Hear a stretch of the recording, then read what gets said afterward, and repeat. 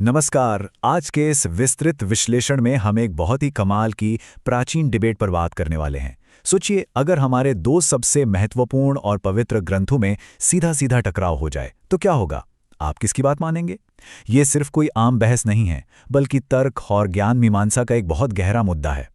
आज हम श्रुति और स्मृति के बीच होने वाले इसी ऐतिहासिक टकराव को डीकोड करेंगे और देखेंगे कि कैसे प्राचीन मीमांसा दर्शन ने इसे एकदम वैज्ञानिक और तार्किक तरीके से सुलझाया। चलिए शुरू करते हैं। अच्छा, सबसे पहले इस सवाल पर गौर कीजिए। ये एक ऐसा सवाल है जो सच में किसी का भी दिमाग घुमा देने के लिए काफी है।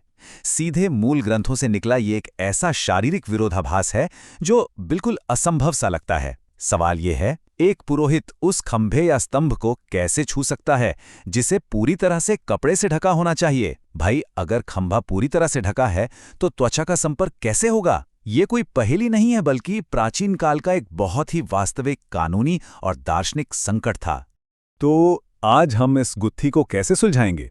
हमारा एजेंडा काफी स्पष्ट है। सबसे पहले हम बात करेंगे असंभव विरोधाभास की, फिर विकल्प का भ्रम, उसके बाद ग्रंथों का पदानुक्रम, फिर विकल्प के 8 दोष और आखिर में हम अंतिम निर्णय पर पहुंचेंगे।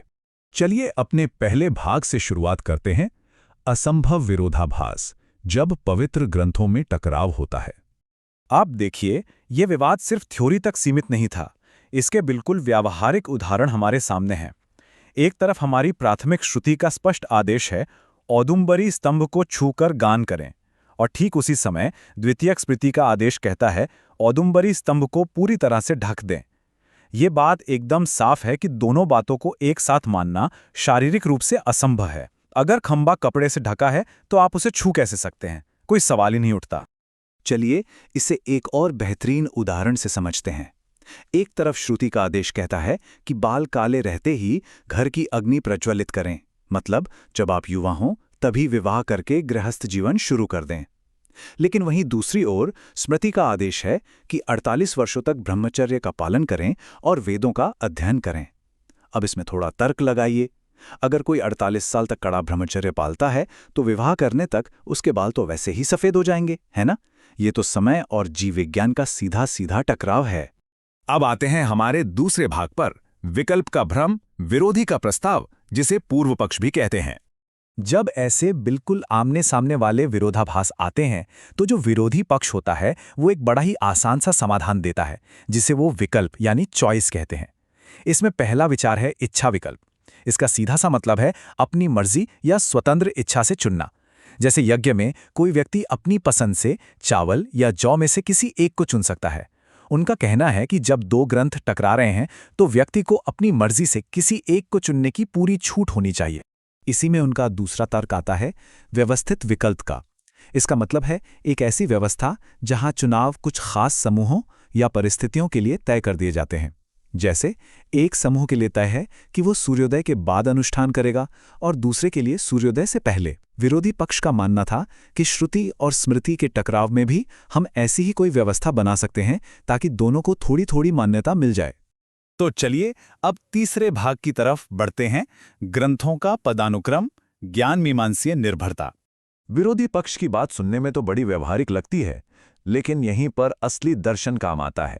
सवाल ये है कि क्या ये दोनों ग्रंथ सच में एक ही स्तर पर हैं? बिल्कुल नहीं। इन ग्रंथों के बीच एक तरह का वास्तुकला जैसा संबंध है। श्रुति एक एकदम स्वतंत्र आधार है जिसे उपजीव्य कहते हैं।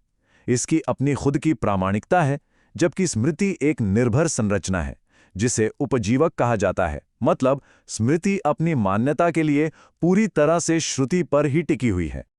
और बस यहीं आकर विरोधी पक्ष का पूरा तर्क ढह जाता है, क्योंकि नियम बड़ा साफ है। एक वैध विकल्प या चुनाव केवल और केवल तभी दिया जा सकता है जब दोनों ग्रंथों में बिल्कुल बराबर का बल हो। अब चूंकि स्मृति तो खुद श्रुति पर निर्भर है, तो वे दोनों बराबर कैसे हो सकते हैं? असमान चीजों के बीच विकल्प देना तार्किक रूप से पूरी तरह असंभव है। यहीं से हमारा चौथा भाग शुरू होता है, विकल्प के 8 दोष, अष्टदोष वाली गणितीय त्रुटि। अब इस पर जरा ध्यान से देखिए, ये बहुत ही दिलचस्प है। मीमांसा दर्शन बड़े ही गणितीय तरीके से समझाता है कि अगर आप जबरदस्ती विकल्प थोपेंगे तो क्या होगा। सिर्फ एक चुनाव करने से 4 तार्किक गलतियों की एक पूरी श्रृंखला शुरू हो जाती है।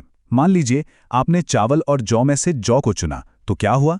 आपने चावल की स्थापित मान्यता का त्याग कर दिया और ये मान लिया कि चावल अमान्य है, यानी उसकी स्वीकृति कर ली। फिर अगर आपका मन बदला और आपने चावल चुना, तो आपको उसे पुनर्जीवित करना होगा और उसके अमान्य होने की बात का परित्याग करना होगा। 4 दोष एक तरफ और ठीक यही 4 दोष दूसरी तरफ, कुल मिलाकर 8 भारी तार्किक दोष। इन्हीं अष्ट दोषों यानी 8 गणितीय और तार्किक गलतियों की वजह से विकल्प को केवल एकदम आखिरी रास्ते के रूप में ही स्वीकार किया जाता है, वो भी तब जब तर्क का कोई और रास्ता बचा ही न हो। हमारे श्रुति और स्मृति वाले मामले में तो इस रास्ते पर चलना बिल्कुल ही अतार्किक और अस्वीकार्य है। तो आखिर इस सबका नतीजा क्या निकला? आइए देखते हैं हमारे 5वें भाग में, अंतिम निर्णय, सिद्धांत और जैमिनी सूत्र 1-3 से 3। इस पूरे तार्किक विश्लेषण के बाद अंततः हम इस प्राचीन बहस के निष्कर्ष पर आ ही गए। महर्षि जैमिनी का सूत्र 1.3.3 एकदम साफ कहता है कि जब भी सीधा विरोध होगा तो स्वतंत्र ग्रंथ यानी श्रुति की ही हमेशा जीत होगी। स्मृति को खारिज कर दिया जाएगा क्योंकि वह तो सिर्फ एक अनुमान या द्वितीयक रचना है। तो नियम बहुत सरल है, अगर आमने सामने की टक्कर है तो श्रुति हमेशा सर्वोच्च रहेगी। लेकिन अब यहाँ एक बहुत ही महत्वपूर्ण सवाल उठता है। अगर प्राथमिक ग्रंथ यानी श्रुति एकदम सत्य और निर्दोष है, तो फिर इस विरोधाभासी द्वितीय ग्रंथ का जन्म हुआ ही क्यों? मतलब ये गलत स्मृति आई कहाँ से? मीमांसा दर्शन ने इसका बड़ा ही मनोवैज्ञानिक और व्यावहारिक जवाब दिया है। चूंकि प्राथमिक ग्रंथ तो बिल्कुल निर्दोष है, इसलिए द्वितीय ग्रंथ में जो भी गलतियां हैं वो सिर्फ और सिर्फ मानवीय कमियों का नतीजा है। हो सकता है किसी ने मूल बात को ठीक से सुना ही ना हो, या शायद किसी भ्रम या सपने को सच मान लिया हो। इसमें मानवीय लालच, मोह या बिना किसी पक्के सबूत के लगाए गए गलत अनुमान भी शामिल हो सकते हैं। संक्षेप में कहें तो स्मृति में जो भी त्रुटियां हैं वो इंसान की याददाश्त और मन की ही विफलताएं हैं। और यही बात हमें आज के इस विश्लेषण के आखिर में एक बहुत ही गहरे विचार पे लाकर खड़ी कर देती है।